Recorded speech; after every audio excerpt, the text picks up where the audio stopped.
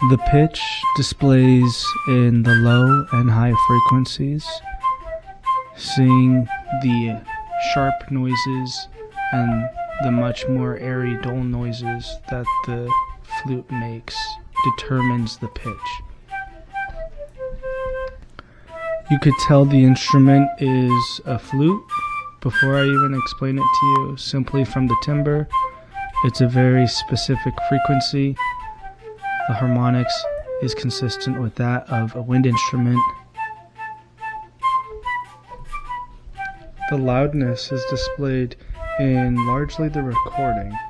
The flute was clearly not placed too close to the microphone, nor was it placed too far away. It's at the ideal sweet spot to get the appropriate sound. The rhythm is displayed at which the speed the notes are played, the different variation, and the different timing. The attack of the instrument is very clear. With each breath blown into the flute, you can tell each note is starting. Because this is a wind instrument, the notes do not sustain for that long.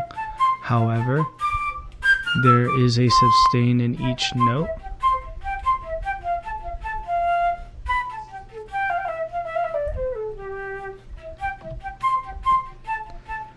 You can tell each note decays once it starts to drop off.